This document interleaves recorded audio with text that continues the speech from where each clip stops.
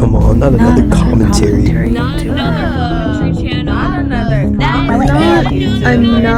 commentary YouTuber.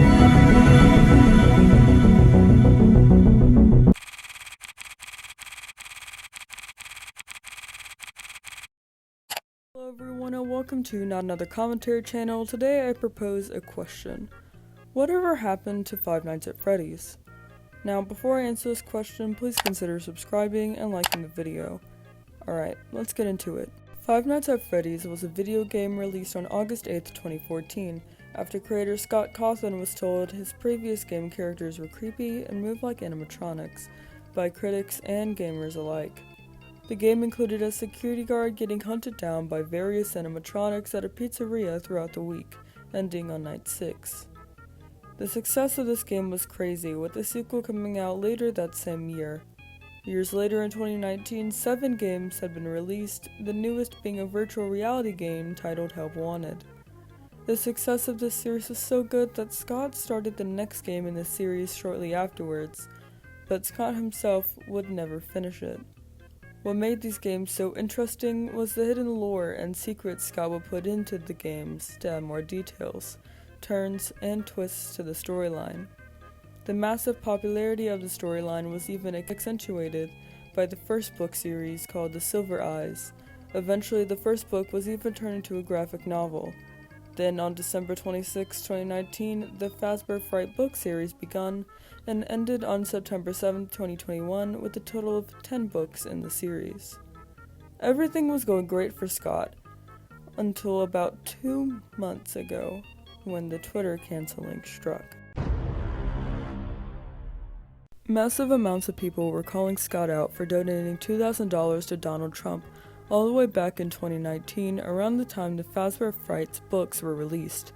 He then was threatened by people and doxxed, which means his address was leaked to the internet, for being, quote, homophobic. He went to the FNAF Reddit, aka the Fredit, to respond.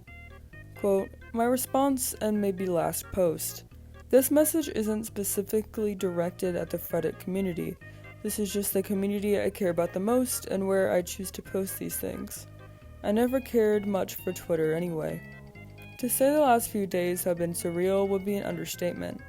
I've debated greatly how best to address this, including not addressing it at all. But with so many people from the LGBT community in the fanbase that I love, it's not an option. I'd like to think that the last 7 years would have given me the benefit of the doubt in regards to how I try to treat people.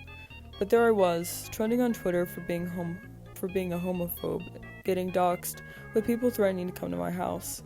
My wife is 6 weeks pregnant, and she spent the last night in fear because of what was being said online. She has already been struggling with her pregnancy, so seeing her so afraid really scared me. All this because I exercised my right and my duty as an American citizen to vote for and support the candidate who I felt could run this country for everyone. And that's something I won't apologize for." End quote. The response to this was overwhelmingly negative, with more threats to come. Just about everyone, myself included, thought he was homophobic. But then I did some research and learned to never trust the Twitter trending page. But the antis had won, with Scott giving his final announcement. Quote, "Before I say anything else, check out this awesome piece of fan art. Pretty amazing stuff, right? I have boxes and boxes of artwork like this from fans that I've saved over the years.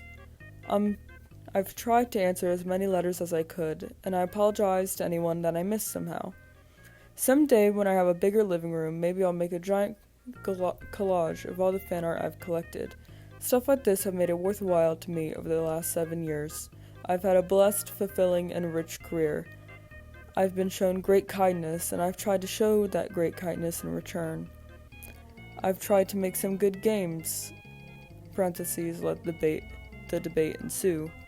And I've witnessed the creation of possibly the most creative and talented fanbase on the planet. But here, on the 7th anniversary of the first game's trailer, as I realized I was in my mid-30s when I created this series, and now I'm approaching my mid-40s. I realized that I miss a lot of things that I got to focus on before FNAF became such a success. I miss making games for my kids, I miss doing it just for fun, and I miss making RPGs even though I stink at it. All of this to say that I am retiring. Now, I've been shown tremendous love and support over this last week, a lot of which has come from the LGBTQ community. The kindness shown to me has been surreal. Is this the end of FNAF? No. This just means someone else will eventually be running the show. Someone of my choosing, and someone that I trust.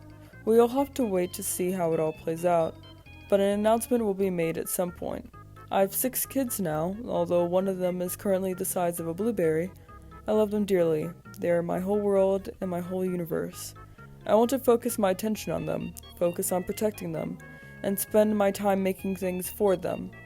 I only ask the fanbase to respect my decision. I'll still be around, just not in the capacity I used to be. What a blessed career I've had. What wonderful people I've met. And what a tremendous blessing to have been able to know all of you. Thank you so much. See you on the flip side." End quote. And with that, Scott Cawthon retired on June 16th, 2021. Today, the topic is still debated. Here are some examples. I myself think Twitter was in the wrong. Why?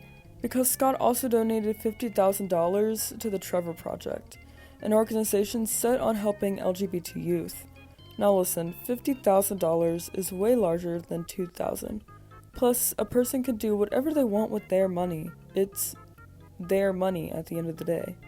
Not everyone will have the same political beliefs, and that is why America's democracy works. In the end, Twitter still got what they wanted, and now Scott Cawthon, the man who made FNAF what it was, is gone from the franchise that practically raised a whole generation. This has been Not Another Commentary Channel. Tuning out.